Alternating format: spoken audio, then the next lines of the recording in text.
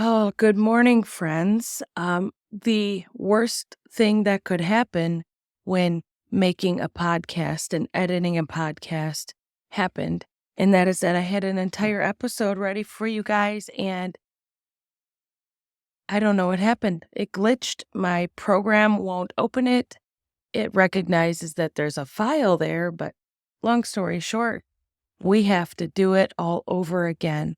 But hey, I like talking to you guys, so no problem there, right? So, welcome to the 10th episode of Activist Collective. Um, it's our 10th anniversary. Our 10th episode anniversary. Um, every single time we make one of these, I get a little bit better. I get a little bit more functional with the program. And that is saying a lot for my capabilities. So let's get right into it. So a lot has happened in the last week. As in weeks prior, it has just been an ongoing, never-ending shit show. But some news that's breaking this morning, if you haven't heard, is Trump and his cronies are forging ahead with their plan to relocate Palestinians. This time, they're reaching out to three three East African governments, asking them to take in Palestinian refugees for resettlement. They're asking Sudan, Somalia, and the breakaway region of Somalia known as Somaliland. It obviously has legal and moral implications here, because all three of those places are wreaked with violence and famine. There are poor. These are places that can hardly handle the people they already have, let alone the moral issue of the Americans coming in and telling the Palestinians where they have to go. This is their home. This is their home. And you're basically telling them Israel's won and get out of your country. This is unbelievable. It's unbelievable. For anybody with a working conscience, you would know that this plan, I don't have words for how fucked up that is. Okay, excuse my French. So that is still ongoing. Donald Trump's plan. Remember that AI generated video I showed you last week? Like, that's his vision. He's okay with that. That dystopian, weird Vegas vibe. I mean, and what can Americans do? We tried to tell you not to do this. We tried to tell them not to vote for this man. We said, if this man is the worst possible option, and all they kept, the third party voters and the pro-Pally crew, which I hate to say it that way because it's not like I'm not pro-Palestine, right? I've been pro-Palestine from the jump, from the very beginning. But anyway, we told them he was going to do bad things, and they said to us, this isn't about Trump. You guys keep bringing up Trump. It is about Trump. It had everything to do with Trump. The goal was to stop this man from taking over the world with his ego. And they just didn't listen. They just thought they knew more than everybody else. And now we sit here with Trump and Benjamin Netanyahu deciding the fate of Palestinians. And what if they say no? What if they say, no, we will not go? This is our home. More violence, more bloodshed, more bombing? Probably. It's sad. let's move on. So, another federal judge ordered thousands of federal workers that Trump fired to be temporarily reinstated. Judge James Bredar, Bredar, in Maryland, issued a temporary restraining order against dozens of agencies, departments, and their leadership across federal government that had terminated workers as part of a reduction in workforce effort. This is a quote. In this case, the government conducted massive layoffs, but it gave no advance notice. It claims it wasn't required to do so because it says it dismissed each one of these thousands of probationary employees for performance. That's a key word, performance, or other individualized reasons, Brader wrote in his ruling. On the record before the court, this isn't true. There were no individualized assessments of employees. They were all just fired collectively. Now, hours before that, a federal judge in California directed that the Department of Veterans Affairs, the Department of Defense, the Department of Energy, the Interior, and the Department of Agriculture and Treasury offer reinstatement to thousands of probationary employees the Trump administration had terminated. The Justice Department filed a notice of appeal in that case. The order from Brader applies to 12 departments that have fired probationary workers: the Department of Agriculture, Department of Commerce, Department of Ed, Energy, Health and Human Services, Homeland Security, Housing and Urban Development, the Interior, Labor, Transportation, Treasury, and VA. It also applies to probationary workers who were terminated recently at the U.S. Agency for International Development, the Consumer Financial Protection Bureau, the Environmental Protection Agency. Basically, everybody that was fired gets to go show up at work today. That's what this says. They were given a deadline before March 17th to reinstate the affected employees. So maybe they don't get to show up today. But they certainly they get to go back to work up by Monday. That's what this is saying. Now, the reasoning behind a lot of these, they say, is that the government itself, DOGE as a whole, does not have the authority to go into each individual department and start firing people en masse. They just don't. They're saying that firing needs to come from within the department. So the Department of Education has to fire all of those employees, and that has to come from, say, Linda McMahon, the wrestling wife. And if they need to fire someone in the Department of Defense, that would have to come from Pete Hogsbreath or whatever his fucking name is. It's going to happen. They're going to find a way around it. Donald Trump will appeal this to the Supreme Court. So these people who are fired and get to return, I mean, do they even want to?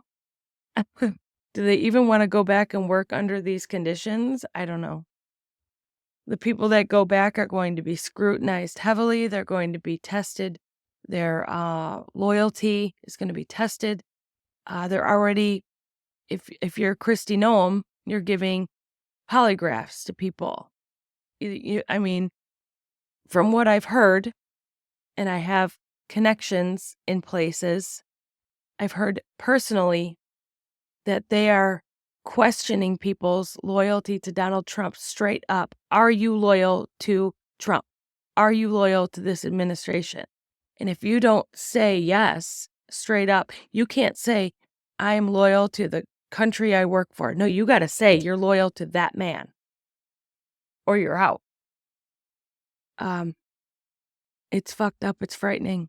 It's really, really frightening.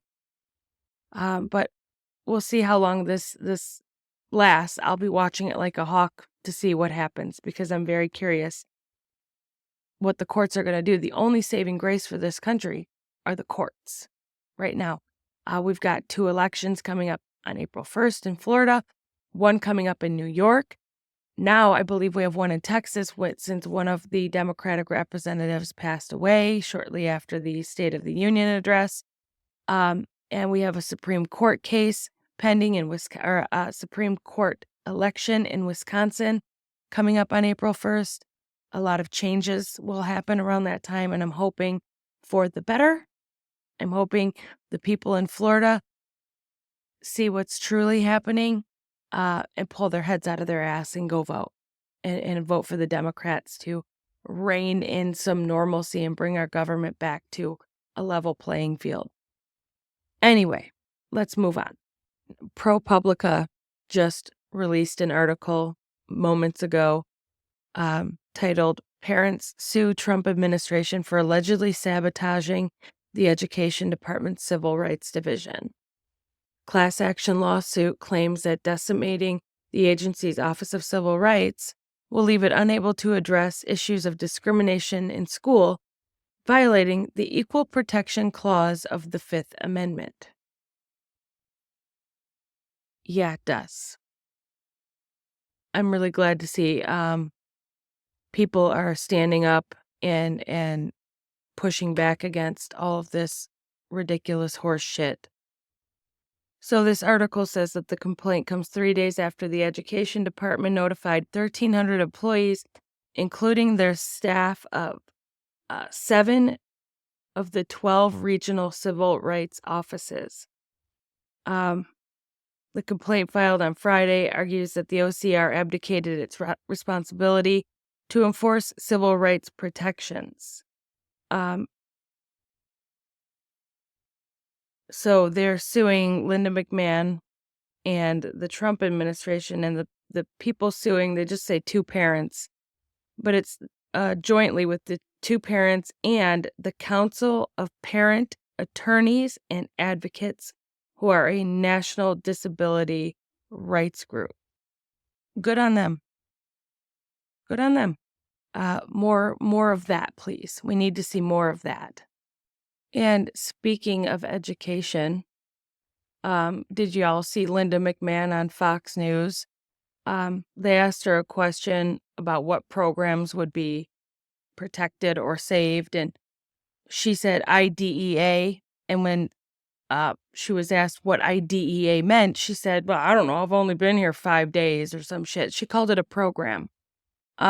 The Individuals with Disabilities Education Act is not a program. It's a federal law that protects children in schools with disabilities of all types. But here's the clip just so you can share in the secondhand embarrassment. This is the shit we're dealing with in this administration. Putting people in high-level positions where we need competency and knowledge and we need experience, and he's putting people there that don't have these things. And if that's not frightening you as just a normal American who expects that their government will operate and run smoothly, I don't know what would scare you. That to me is very frightening, that she would not know what that is and then claim, it's just my 5th day on the job. You should walk into that position knowing more about education than anybody else, or not hold that title. But again, her job is just to decimate it. She doesn't have to know anything because her job is to destroy the Department of Education. As with a lot of these people, Russell Vought being the head of the OMB is by design. His job is to help take apart all of these federal offices and then align them all under the presidency. That's the gist of Project 2025. You don't have to be a rocket scientist. You just have to be able to close down and shut down a department. And anybody can do that. Pretty terrible what's going on in this country.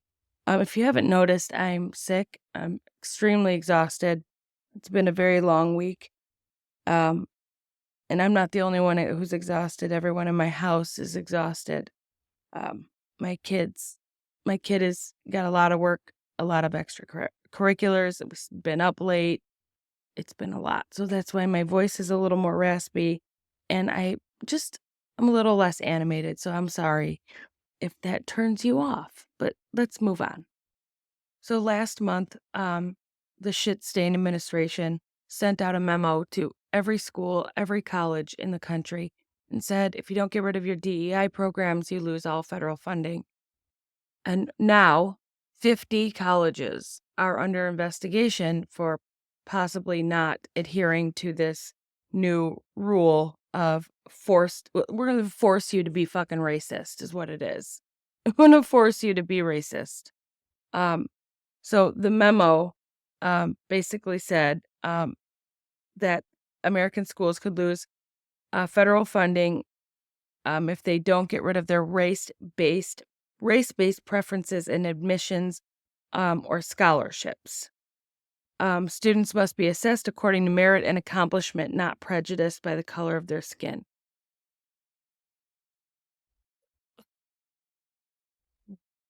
Education Secretary Linda McMahon said in a statement, "We will not yield on this commitment." Bitch, you don't know your ass from a hole in the ground, let alone what DEI is or what it does. Basically, there is an organization that these colleges partner with. I'm trying to find it's called the PhD Project. It's a nonprofit that helps students from underrepresented groups get degrees in business with the goal of diversifying the business world. And a lot of colleges partner with this nonprofit. And basically, if they don't cut ties with this nonprofit, they're going to lose federal funding. I mean, they're already withholding millions and millions and millions of dollars from Black colleges right now. Just simply because they're HBCUs, because they're historically Black colleges and universities. They're withholding millions. Tennessee, I think it's Tennessee State University. They're owed millions, and without it, they could end up having to shutter up the college. Our school, our school district gets away with keeping its DEI because the DEI isn't based in the school. It's based in the PTA. The PTA is the organization that is separate from the school and runs the DEI program. So that is one way of getting around that. But I don't know how they'd get around that for admission purposes. We're going to be dealing with a lot of this reverse racism, where they're saying, if you're racist towards white people, then we're going to punish you. And that's basically what they're saying. They're sick of seeing Black people getting the help they deserve and need. And yesterday I made a video on TikTok and I said that our government's being run by Nazis and white supremacists and the Triple K. And they're the ones pulling the strings. They're the ones writing the policies. They're the ones puppeteering. So I feel like if we don't fight back on these things immediately, they're just going to get more and more egregious. I mean, I don't know how you could. It's already as fucked up as it could get, in my opinion. I'm sure it could get more fucked up. I shouldn't say that. But let's talk about the continuing resolution that everybody is hearing about. If you don't know what a continuing resolution is, in this particular instance, I'm referring to the continuing resolution for our government's funding. They have not been able to nail down a spending bill for years now. We're going on more than a year. And they just keep patching the wound, putting a Band-Aid over it. Let's just push it down the road. Let's just kick it down the road. And this time, because Republicans have a stronghold on our government, when they wrote this continuing resolution that is supposed to allocate funds to certain offices and places like Social Security, not Social Security, I don't know why I say that. Medicare, Medicaid, SNAP, FEMA, USAID would have been in there. Every office and group would be allocated their funding through this sort of thing. And what they've done is they've said, we're going to give $13 billion to the military. And then we're going to take the rest of this money and just say, we'll put it where it needs to go. What? No, thank you. I don't want this government having free will to spend my tax dollars as they see fit.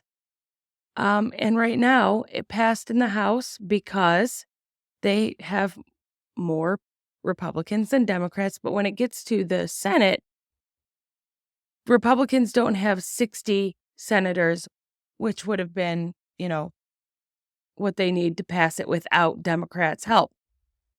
Sorry. It's because they don't have 60 Republican senators, they need Democrats to vote for it to pass this bill, or else it would shut down the government. And that means no funding anywhere they go dark until they can figure out what to do. And we are urging our Democrats not to vote for this because it's frightening. We don't know what they're going to do. We don't know who is going to suffer at the hands of this sadistic and sociopathic administration without direct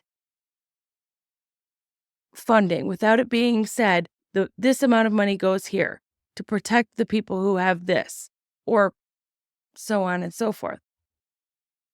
And right now, the Democrats in the Senate are folding because Chuck Schumer,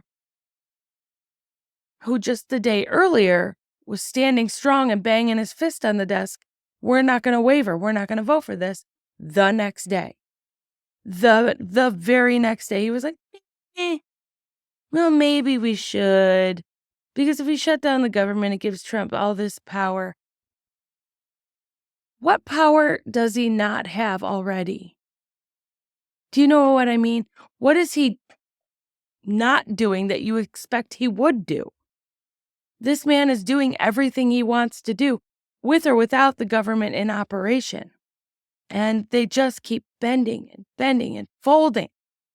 And it's getting really tiring and maddening to watch. They're not listening to us. They're not hearing our calls. They're not responding to our messages. So what do we do? Now, speaking of people in positions they have no right being in, when they went after the FAA, they stopped all hiring. They changed leadership. In fact, the guy who was leading the FAA quit because Elon Musk basically went after him and said he was going to get him fired. So that dude quit. Since Donald Trump has taken office, there have been multiple plane crashes or incidents every single day. Every single day. And I know that these things happen and that they just don't get reported on, but this is too much. Just in the last 2 days, there have been 3 catastrophic incidents, in my opinion. Right now, as I'm speaking to you, and it is the 14th of March at 11:17 Eastern Time, they're reporting a plane crash in North Carolina at North Memorial and Belvoir, a single-engine plane crash right now. That happened. Yesterday in Mesquite, Texas, a single-engine plane crashed. I've got video for you of that. Stand by. Heather Hayes, that Cessna Citation went down seconds after takeoff from the Mesquite airport. Home surveillance video shows the plume of smoke moments after the crash. Fox 4's Sean Rabb live in Mesquite with more. Sean.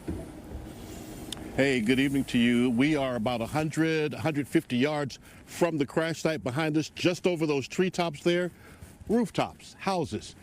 Here is the Christian Centered Church, and to my left is the parsonage where Pastor Kevin Lau was this morning around about 7:40, a little after that, when that plane with what appeared to be flames from the rear right engine had a catastrophic failure. It was a few nights ago. Now, I had a dream. I don't remember my dreams very often. I had a dream of a plane crash in the back of the property.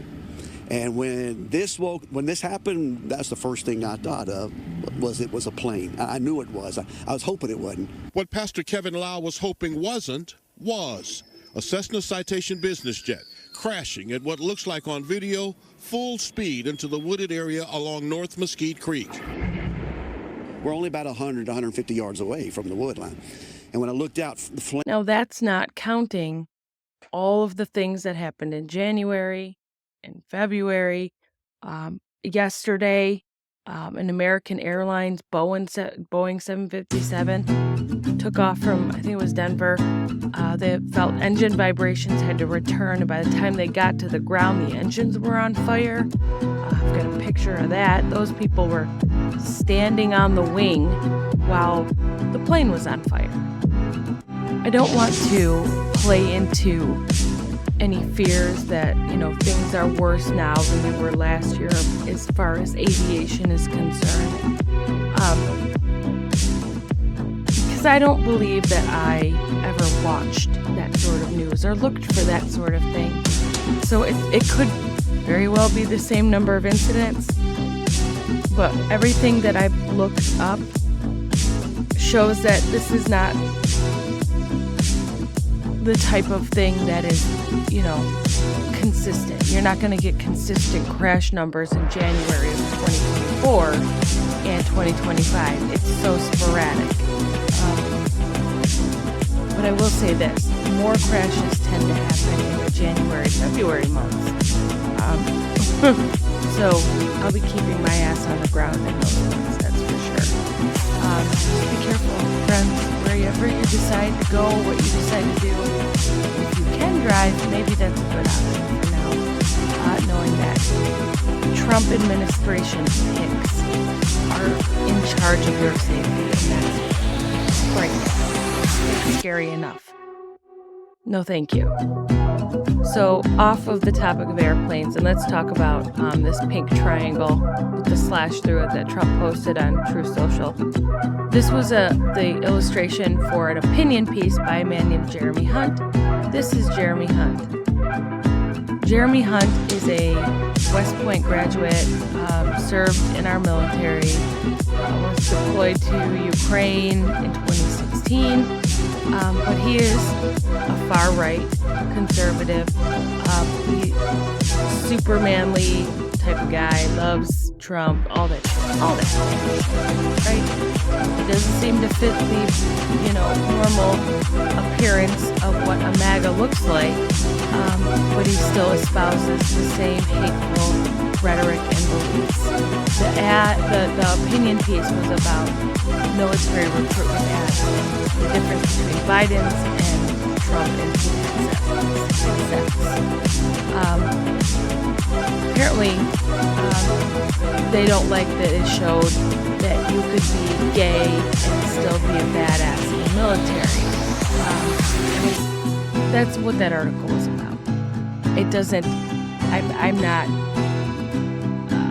trying to undermine people's anger over it. I'm angry over it too. But we have to consider the source. Donald Trump is a fucking moron. The man who wrote that article is a hateful bigot, and apparently gay people scare him. And Trump speaks in meme. He doesn't know how to address the people with any sense of, or any form of intelligence or intellect. He just posts shit. Anything that pats him on the back, he's going to retweet or retruth, right? I don't even know that Donald Trump knows what that pink triangle is, to be honest with you. Everyone in the world knows what it is, but he's stupid, remember? Donald Trump is dumb.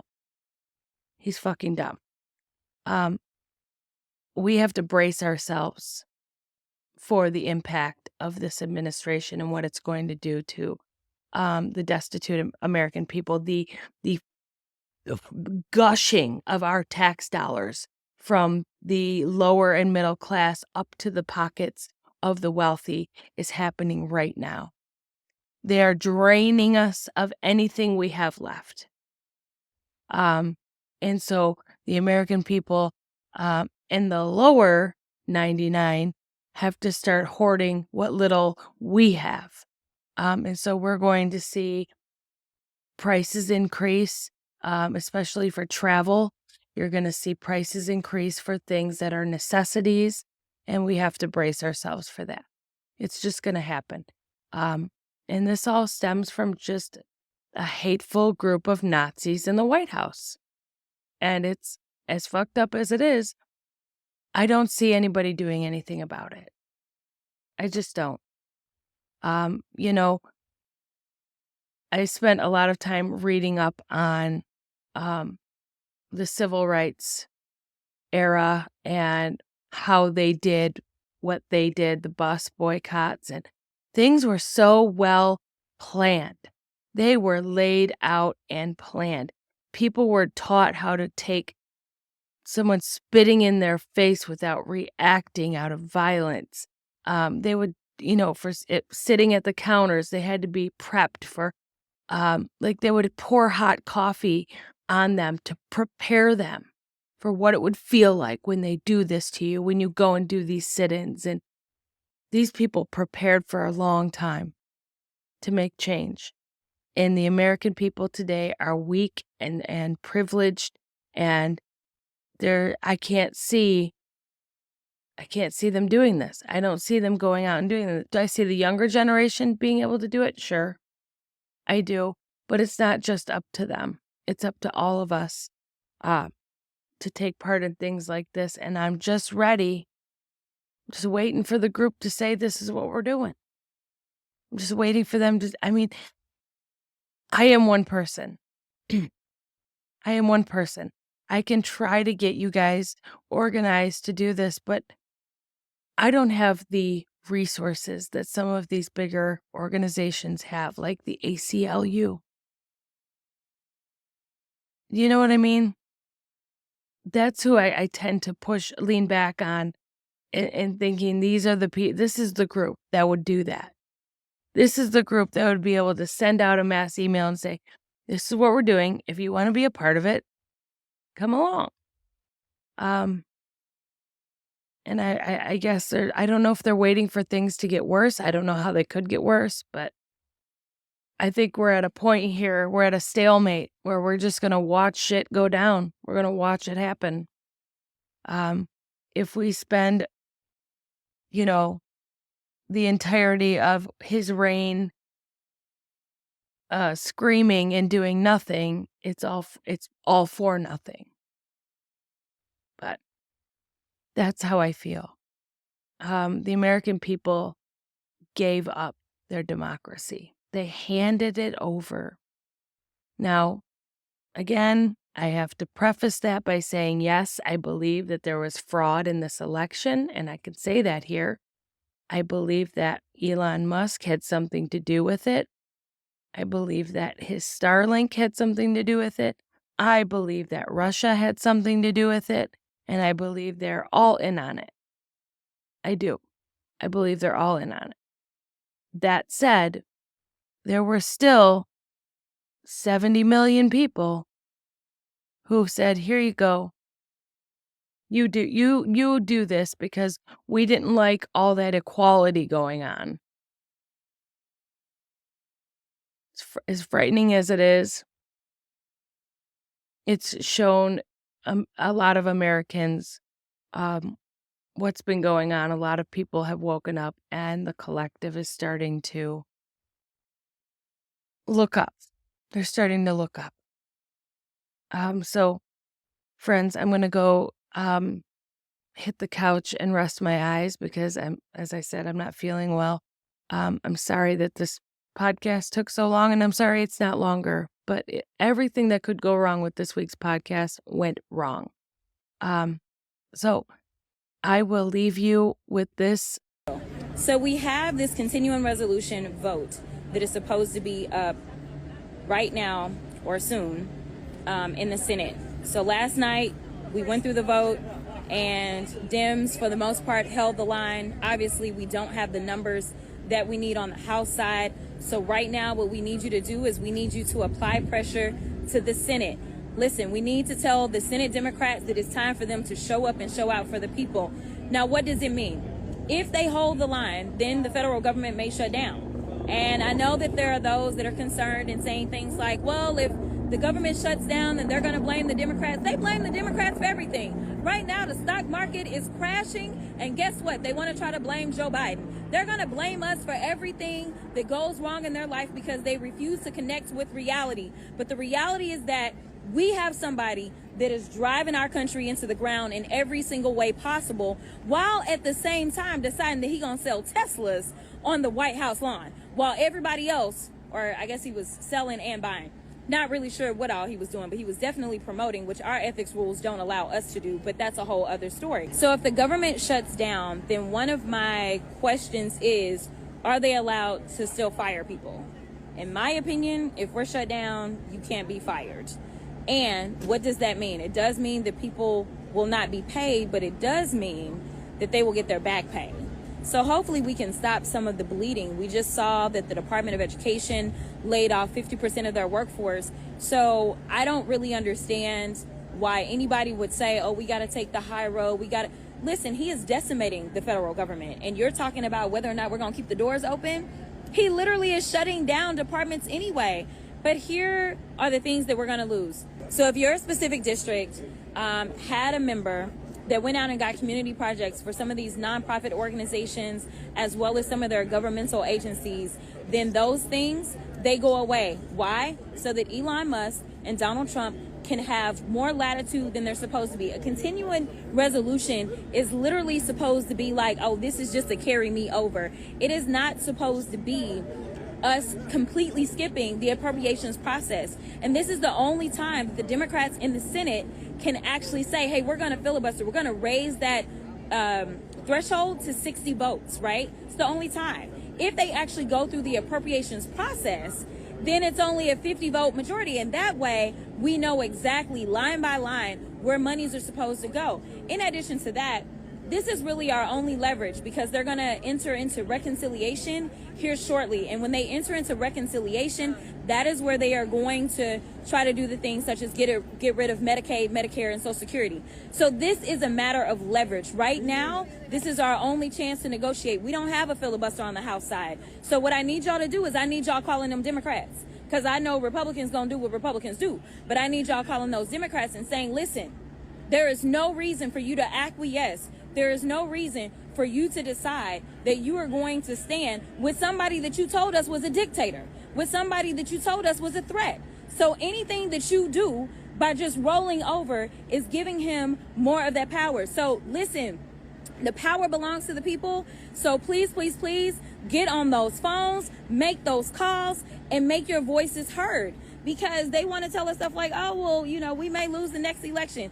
You never know what may happen. But I can tell you this. He shut the government down twice, and for some reason, the country decided that he needed to be elected again. He also oversaw over 1 million deaths during the midst of COVID, yet for some reason, people saw, listen, you can't worry about the future. You can only worry about the present, and you need to make sure that people understand that right now in this continuing resolution, there are going to be at least a shortage of over 30,000 housing vouchers, 30,000 within the country. Now, consider the fact that people are losing their jobs. I can tell you that it's going to be even more than that. That is based on what we currently have. There's going to be a shortage of 30,000. For everybody that says they love the veterans and that kind of stuff, all the money for burn pit survivors and things like that, guess what? That money, they're cutting that money out. Some of the hardline Republicans decided, you know what, we're going to vote for this because they are zeroing out things. This is not what we call a clean CR. This is not keeping all the levels at the same pace. That's not what it is. So that's what I got for y'all.